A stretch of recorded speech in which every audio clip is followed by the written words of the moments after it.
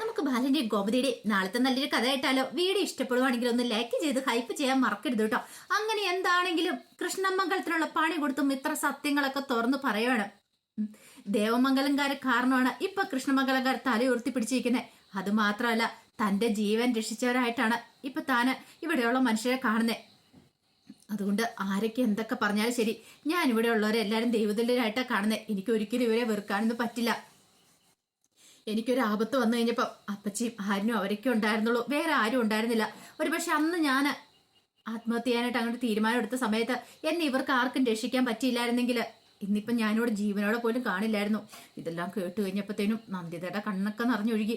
നന്ദിത മോളെ നിന്ന് വിളിച്ചോണ്ട് പെട്ടെന്ന് തന്നെ മിത്രയുടെ അരിയിലേക്ക് വരും. എന്നിട്ട് പറഞ്ഞു, എന്താടി കേൾക്കണമൊക്കെ, നിനക്ക് ഒരു വാക്ക് ഞങ്ങളോട് പറയാൻ മേലായിരുന്നോ? നീ ഇതെന്ത് പരിപാടിയെ കാണിച്ചെന്ന് ചോദിച്ചു. ആ സമയത്ത് അനന്തനും അതുപോലെ തന്നെയായിരുന്നു. കാരണം സ്വന്തം മോളെ ഏതൊക്കെ ഘട്ടങ്ങളിലൂടെ കടന്നു പോയിക്കൊണ്ടിരുന്നേ. അത് മാത്രമല്ല, ശരിക്കും പറഞ്ഞിട്ടുണ്ടെങ്കിൽ അവരില്ലായിരുന്നെങ്കിൽ എന്തൊക്കെ സംഭവിച്ചേനെ എന്നൊക്കെ ഒരു ചിന്ത അനന്തന്റെ മനസ്സിലുണ്ട്. അനന്തനും വല്ലാത്തൊരു ബുദ്ധിമുട്ട് തന്നെയായിരുന്നു. അന്നെല്ലാരും ആരിനെ കള്ളനായിട്ട് മുദ്ര കുത്തി. അവനാണ് തന്റെ മോളെ രക്ഷിച്ച്. എന്നിട്ടോ ഇത്രയും കാലം ശത്രുവായിട്ട് കണ്ട് സ്വർണം മോഷ്ടിച്ചവരെന്നും പറഞ്ഞുകൊണ്ടിരുന്നു.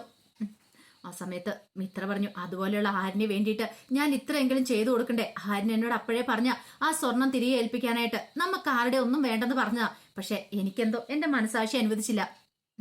ഇതിന് ആ സ്വർണം മോഷ്ടിച്ചോണ്ട് പോയതാ. പോലീസ് സ്റ്റേഷനിൽ വെച്ചാണ് എനിക്കത് തിരികെ കിട്ടിയത്. മൊത്തം കിട്ടിയില്ലെങ്കിലും കുറെ തിരികെ കിട്ടി. ഒരു തെറ്റും ചെയ്യാത്ത ആരിന് അതിന്റെ പഴി കേൾക്കുകയും ചെയ്തു. ആരിനൊരു ബിസിനസ് തുടങ്ങാൻ വേണ്ടിയിട്ടാ ഞാനതുകൊണ്ട് പണയം വെക്കാൻ തന്നെ തീരുമാനിച്ചേ. ഇനി ഇതിന്റെ പേരിൽ എന്ത് വന്നാലും എനിക്ക് ഒരു പ്രശ്നവുമില്ല. കാരണം എന്റെ ജീവൻ രക്ഷിച്ച ആൾക്കും കുടുംബത്തിനും വേണ്ടിയിട്ടാ ഞാൻ ഇത്രയൊക്കെ ത്യാഗങ്ങളും ചെയ്യണ്ടേ. എനിക്ക് ഇതുവരെയായിട്ട് ഇവർക്ക് വേണ്ടി ഒന്നും ചെയ്തു കൊടുക്കാൻ പറ്റിയിട്ടില്ല. എന്റെ സ്വപ്നങ്ങൾക്ക് പിന്നാലെ ഇപ്പോഴും ആരിനെ ഓടിക്കൊണ്ടിരിക്കുക. എന്നെ ഒരു പോലീസുകാരിയായിട്ട് കാണാൻ ആരിന്റെ ഏറ്റവും വലിയ ആഗ്രഹം. അതിനു വേണ്ടിയിട്ട് വീട്ടിലുള്ളവരോട് പോലും യുദ്ധം ചെയ്താണ് ആരിന് എന്നെ പ്രാക്ടീസിനൊക്കെ കൊണ്ടുപോയിക്കൊണ്ടിരുന്നത്. അത്രയും നല്ലൊരു ചെറുപ്പക്കാരന് വേണ്ടിയിട്ട് ഞാൻ ഇതെങ്കിലും ചെയ്യണ്ടേ? സാധാരണഗതിയിൽ ആരിന്റെ സ്ഥാനത്ത് ഈ പറയുന്ന വേറെ ആരാണെങ്കിലും അവള് മരിക്കട്ടെ, അല്ലെങ്കിൽ ഈ പറയുന്ന കൃഷ്ണമംഗലത്തുള്ളവർക്ക് എന്തെങ്കിലും സംഭവിച്ചാൽ നമുക്ക് എന്താ എന്നൊരു ചിന്താഗതി ഉണ്ടാവണ്ടായിരുന്നുള്ളൂ. പക്ഷെ അങ്ങനെയൊന്നും അല്ലാന്നും പറഞ്ഞിട്ട് മിത്ര കുറെ അങ്ങോട്ട് പറയുന്നുണ്ട്. ഒടുവില് അച്ഛതൊന്നും ഇണ്ടാ ദേഷ്യത്തോടെ അകത്തേക്ക് അങ്ങോട്ട് കയറിപ്പോയി.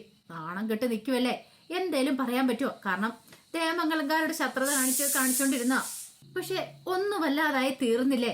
ഇനിയിപ്പോ അത് പറഞ്ഞിട്ടൊന്നും കാര്യമില്ലോ. ശരിക്കും പറഞ്ഞിട്ടുണ്ട് അവർക്കെല്ലാം ഒരു നാണക്കേട് തന്നെയായിരുന്നു. ഈ സമയത്ത് രാജശ്രീ നന്ദിതയെ നോക്കി. നന്ദിതയുടെ കണ്ണൊക്കെ നിറഞ്ഞൊഴുകുന്നുണ്ട്. രാജശ്രീ ഒന്നും ഇടാതെ അകത്തേക്ക് അങ്ങോട്ട് കയറി പോവാണ്.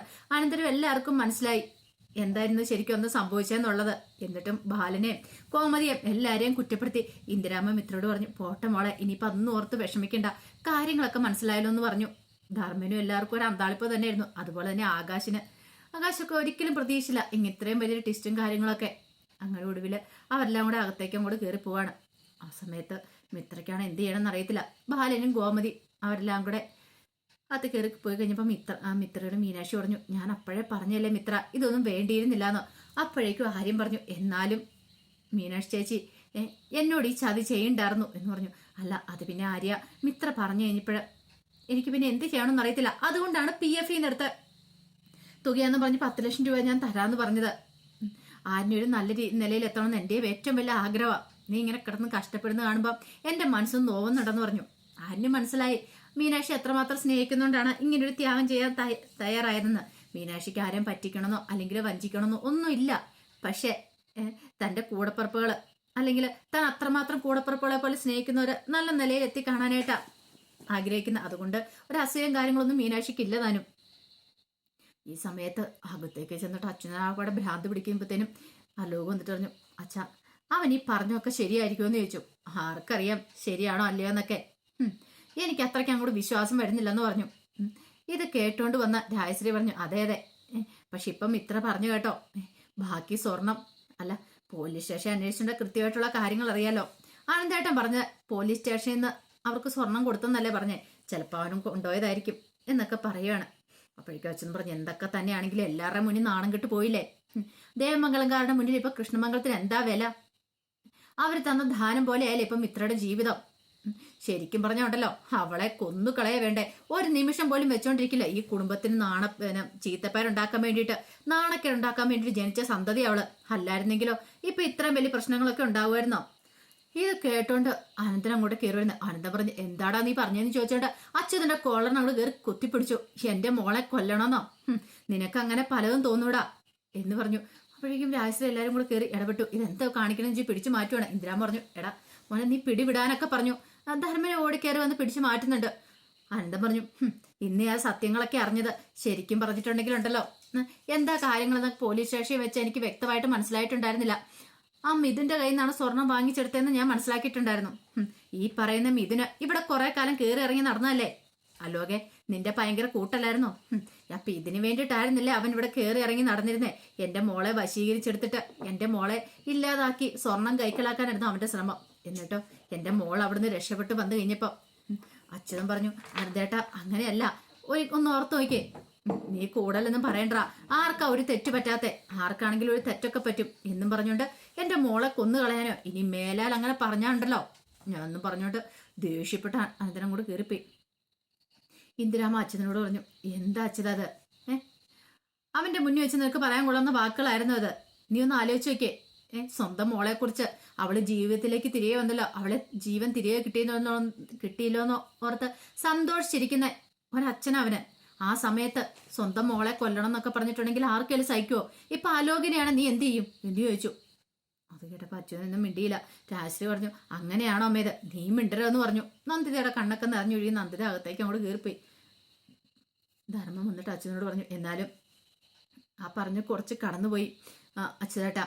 ശരിക്കും പറഞ്ഞിട്ടൊന്ന് ആലോചിച്ച് നോക്കിയേ, ഇവിടെ ആരുടെ ഭാഗത്താ തെറ്റ്, ആരുടെ ഭാഗത്താ ന്യായെന്ന്. മിത്ര ഒരു ചെറുപ്പക്കാരനെ സ്നേഹിച്ചു എന്നും പറഞ്ഞുകൊണ്ട് അതിന് ഇത്രമാത്രം പറയേണ്ട കാര്യമൊന്നും ഉണ്ടായിരുന്നില്ല. ഓ അപ്പൊ നീയും ഇപ്പൊ അവരുടെ സൈഡ് കൂടിയതല്ല. സത്യം എവിടെ കണ്ടാൽ സത്യയോട് ഞാൻ പറയും, ന്യായത്തിന്റെ ഭാഗത്തോ ഞാൻ നിൽക്കത്തോളെന്ന് പറഞ്ഞു. തെറ്റ് കണ്ടാൽ തെറ്റാന്ന് ഞാൻ പറയുക തന്നെ ചെയ്യുമെന്ന് പറഞ്ഞു. അങ്ങനെ സുകന്യയും വിളിച്ചുകൊണ്ട് മുറിയിലേക്ക് അങ്ങോട്ട് പോയി. സുകന്യക്കാണ് ഒന്നും അങ്ങോട്ട് മനസ്സിലാവുന്നുണ്ടായിരുന്നില്ല. ഈ കഥകളൊന്നും സുകന്യക്ക് അറിയുണ്ടായിരുന്നല്ലോ. സുകന്യ പോയി ധർമ്മനോട് പറഞ്ഞു, എന്നാലും എന്റെ ധർമ്മേട്ടാ, മിത്രയ്ക്ക് എങ്ങനെ ഒരു സ്വഭാവം ഉണ്ടെന്ന് ആര് കണ്ടു? മുമ്പ് ഒരു ചെറുപ്പക്കാരനെ സ്നേഹിക്കുക, എന്നിട്ടോ അവനുമായിട്ട് ഒളിച്ചോടുക, പിന്നെ വേറൊരു ചക്കനെ വിവാഹം കഴിക്കുക, എങ്ങനെ സാധിക്കുന്നൊക്കെ വലിയ ഗമയിട്ട് പറയണം. അവൾ ഇതിനേക്കാളും വലിയ തന്ത്രം പ്രയോഗിച്ചിട്ട് വന്നിരിക്കുന്നവളാന്നുള്ള കാര്യം അവൾക്കല്ലേ അറിയുള്ളൂ. പക്ഷെ ധർമ്മന്റെ മുന്നിൽ ഇത്ര വേറ്റിട്ട് നിൽക്കാൻ വേണ്ടി പറഞ്ഞ കാര്യങ്ങൾ അതൊക്കെ. ധർമ്മ പറഞ്ഞു, കൂടുതൽ അതിനെക്കുറിച്ച് ഒരു സംസാരം വേണ്ടെന്ന് പറഞ്ഞു. അനുവിനായിരുന്നു ഏറ്റവും കൂടുതൽ സങ്കടമായത്. പാവം ഇപ്പം സത്യങ്ങളൊക്കെ തുറന്നു പറഞ്ഞില്ലായിരുന്നെങ്കിൽ എല്ലാം കള്ളത്തരങ്ങളും പുറത്തായനും ആര്യഞ്ചേട്ടനെ എല്ലാവരും കൂടെ കുറ്റപ്പെടുത്തിയാനും. അതൊക്കെ ഓർക്കുമ്പോഴും അനുവിന് വിഷമമായിരുന്നു. ഈ സമയത്ത് ബാലിനെ ആകെപ്പാട്ട് ടെൻഷടിച്ച് മുറിയിരിക്കുമ്പോഴത്തേനും ഗോമതിയും കൂടെ അങ്ങോട്ടേക്ക് വന്നു. ഗോമതി വന്നു കഴിഞ്ഞിട്ട് ബാലിനോടഞ്ഞു, ബാലേട്ടാ അതും ഇത്രയ്ക്കൊരു അബദ്ധം പറ്റിയത്. എന്തബദ്ധം? ഇതാണോ അബദ്ധം? ആ സ്വർണം കിട്ടിക്കഴിഞ്ഞപ്പോൾ ആദ്യം ഇവിടെ പറയണ്ടായിരുന്നോ? എന്നിട്ട് പറഞ്ഞോ? ഒരു വാക്കെങ്കിലും പറഞ്ഞോ എന്ന് ചോദിച്ചു. അന്ന് നീ ഇതിനകത്ത് ഉൾപ്പെട്ടിട്ടുണ്ടായിരുന്നു, ഇപ്പോഴും നീ ഉൾപ്പെട്ടിട്ടുണ്ട്. നീയാണ് അവരുടെ കല്യാണം നടത്തി കൊടുക്കാൻ മുൻപ് നീ നിന്നേ. അന്നേരം സ്വർണം കിട്ടിക്കഴിഞ്ഞപ്പോൾ നിന്നോടൊരു വാക്ക് പറഞ്ഞോ? എന്താന്ന് വെച്ചാൽ നീ തന്നെ തീരുമാനിച്ചോ? എന്താ അങ്ങനെ വെറുതെ വിട്ടിട്ട് കാര്യമില്ല, അവർക്കുള്ള ശിക്ഷ നീ തന്നെ കൊടുത്തോളാൻ പറഞ്ഞു. അത് പിന്നെ ബാലേട്ടാ ഞാൻ കൂടുതലൊന്നും പറയണ്ടെന്ന് പറഞ്ഞു.